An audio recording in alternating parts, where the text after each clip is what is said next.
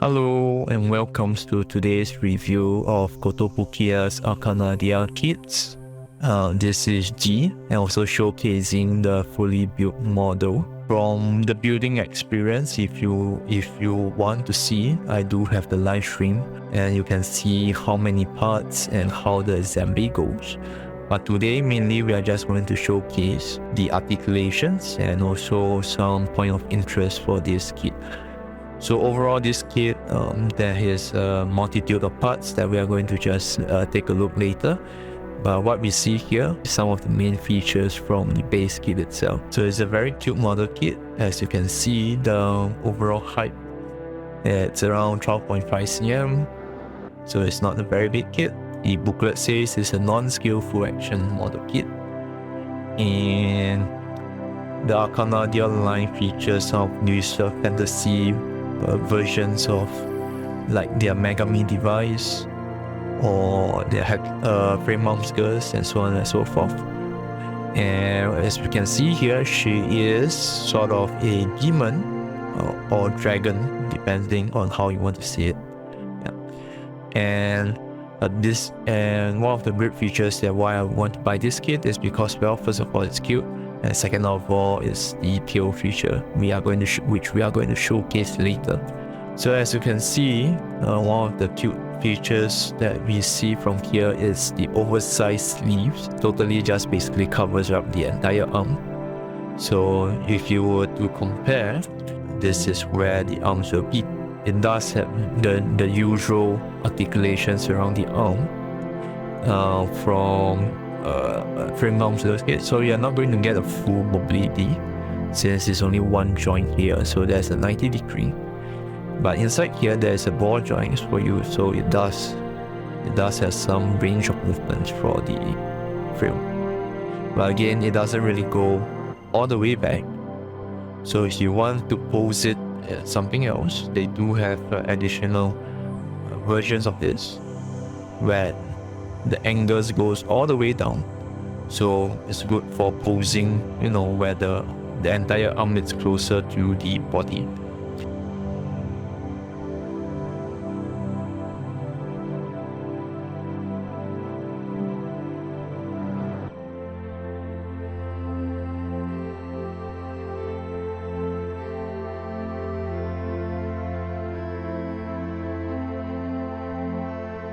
Pose it closer to the body.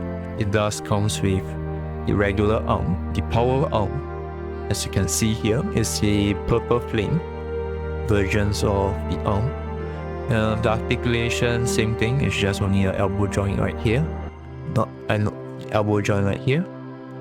And this entire is the forearm, and you have the head, and there's a ball joint rotation here, and also some of these fire portions. You can fire pieces, detail pieces, it's also movable as well. One thing to take note of is this little hair is also on a joint, so it does move about. And a cautionary, this is very thin, as you can see here. Do take note of these pieces or you can accidentally bend or snap them. Yeah, same goes with the crown right here. So working on this kit, do take note there is a lot of sharp points, and later we're going to see a lot of this. It's all of this is very sharp.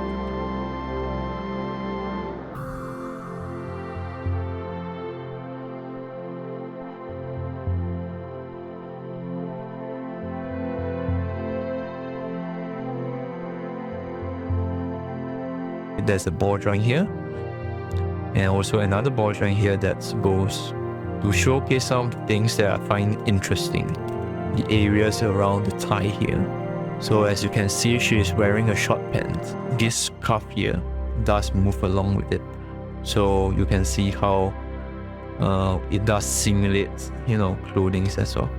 But one thing I don't really like is regarding the leg. The way it bends here, it actually pulls out this peg right here.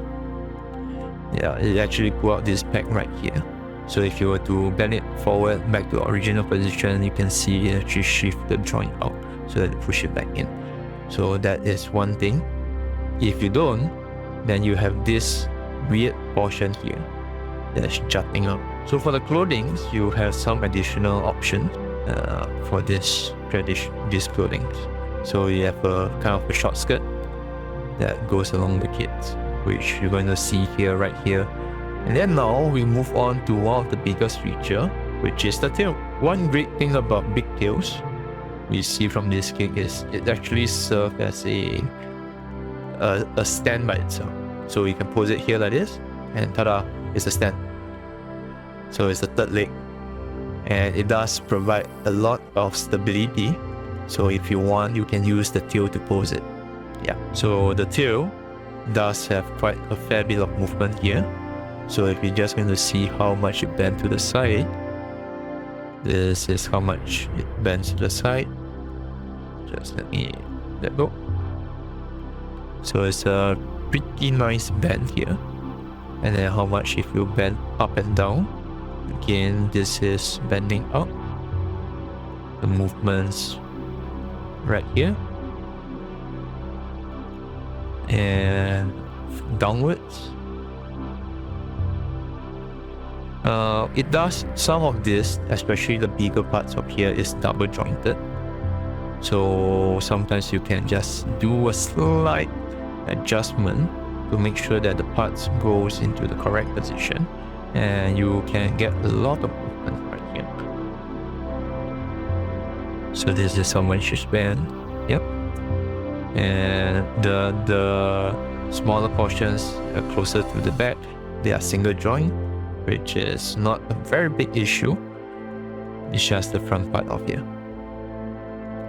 So yeah, so that's the tail. Very nice details. And of course, there is also come with some option parts over here for you to mount on, I think, the 7th section here. And again, you'll see this in a video that showcase this. Yep, so these are some of the tails options. For faces, we do have, the green face with the tooth normal face. And then you have a kind of a excited face, angry face right here. Another point to mention is this too, it's movable. All right, the little headpiece here is also movable. The bigger versions of the crow hair, the smaller versions right here, this version right here, and one more of this. Install this here, and this is the horn here is pre-painted. We do have a second options for head that comes with 2 ponytails, and of course you have the activation mode, which is the horn right here. You can see the 2 different horns variety, and this does provide the additional features right here. So you can see the face here. Ta-da! And this mouthpiece goes along with the special effect right here. So just plug it in. There you go. For her to fire her dragon breath or demon breath, whichever you prefer.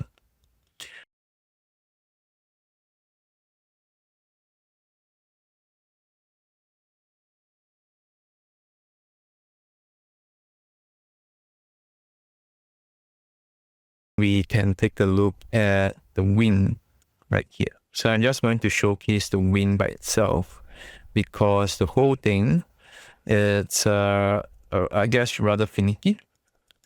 So this is the wing right here. As you can see here, it's very, very big. Yeah, and it's not quite per se a traditional wings. All of these things kind of look very spiny. It reminds me, if you were to play StarCraft, this will be like Kerrigan's wing, right? Very spiny, non-traditional flappy wings.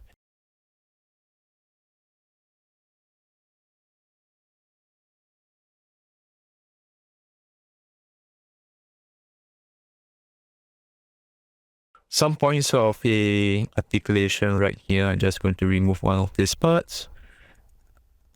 to show you some of the articulation features. So down here is on the ball joint. So it does allow some actions over here. And this is on a hinge, which you can bend on.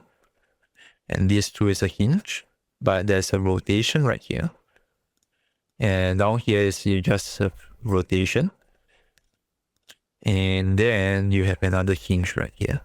So it does allow you to, outstretch to be this long. And then you can also keep it bent right here. And then you can just adjust the wings around. So you're just going to plug this back. And then you can see some of the actions here, how it rotates. Right. And this hinge also does allow it to flip it around. And why is it so important? Now we're going to showcase the wings. So again, I'm just going to plug it out and just showcase one portion of this. So all of these things is handled on one joint here. And then this will connect to the main portion of the wings. And as you can see, you can extend the wings out this way. And this is the maximum it can go. And then the smaller in between also can go further down, all the way to down. Or you can keep it up right here. Oops, let me just put it back. Yeah. So these are some of the features here. Of course, this is the wrong part. Sorry.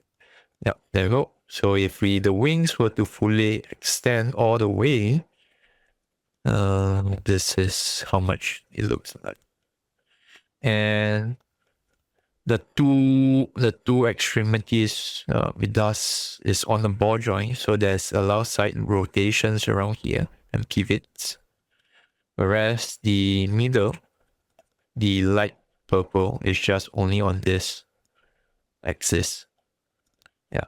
And then some of the features we can see from this wing right here, as this is like the neutral position, and it does have some movements here.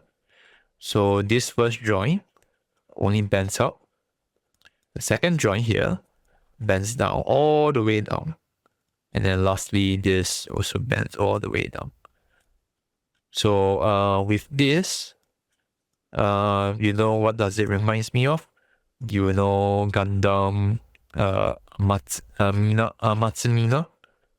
the gold frame with the gigantic wings. Yeah. So that giant hook. So basically this reminds me of that model kit. You can take a look at the features. So, if everything was bent, you can see right here, this is how it looks like. So it does kind of simulate the motions of an arm, like a hand, That's why I mentioned that this joint allows you to flip it forward. So you can imagine this can be like you can mimic how she's going to grab you in this portion. And also this too also is there's some movement around this. There's some movement around here. Right, you can bend all the way to inwards as well. Right. So yeah.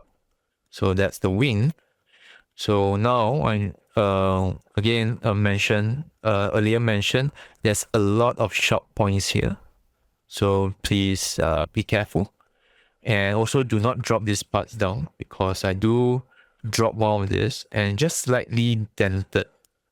I don't know whether you can see here, it's slightly bent, the sharp point here. And so much so it's that they are sharp that actually if you were to see this white portion here, I just recovered from something. Basically I was poked and cut while assembling this bit. So please be careful. Right. So now we're just going to go to the end. Overall, this kit, it's very fun to build. And the amount of parts and details this kit does show. It does have some very small pieces. So if I were to compare to Gundam's Perhaps if you are very familiar with Gundams, it is quite similar to a real grade, a cross between a real grade, master grade in between.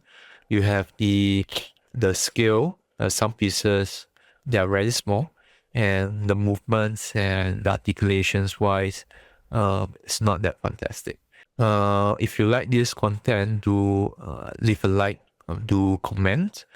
The next kit I'm building it's also going to be from Kotobukiya. So if you like to see more, do subscribe. And well, I will see you then. So thank you for lasting through the video all the way to the end, and I see you again.